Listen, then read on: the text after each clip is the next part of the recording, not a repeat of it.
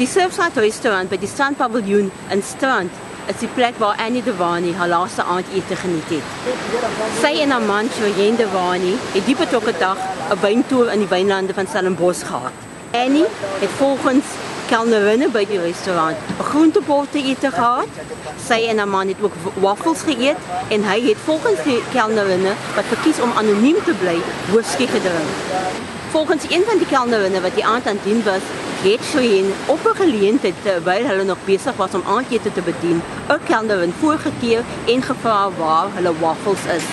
Volgens haar het hy aan die kelnerin gesê dat hulle haastig is en dat hulle taxi buite wag.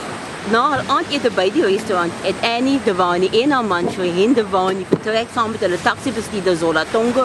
Hulle is hiervandaan volgens inligting wat in polisieondersoeke en in die hofsaake uitgekom het, is hulle na Gugulethu.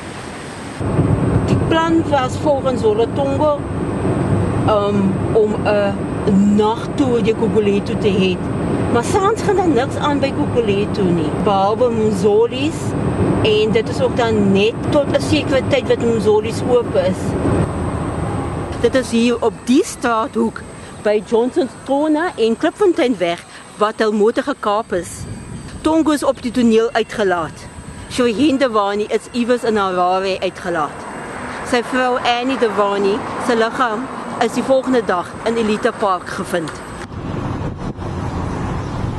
Dit is hier waar die huis nou staan, waar Annie Devani se lijk die oggend van Sondag 14 November 2010 in 'n verlate motor gevind is. Sy is geskiet en die motor waarin sy die Saterdag aand gekaap is hier op die perseel gelaat. 3 Suid-Afrikaanse mans is reeds in verband met die kaping en moord van Annie Devani in hegtenis geneem en gevonnis. Een van hulle, Zola Tongo, die taxibestuurder, het Annie Devani se Britse sakeman, Shoyen Devani, in die kaping en haar moord geïmpliseer. Die Suid-Afrikaanse regering het kort na Zola Tongo gevonnis is, met 'n uitleweringsaansoek begin.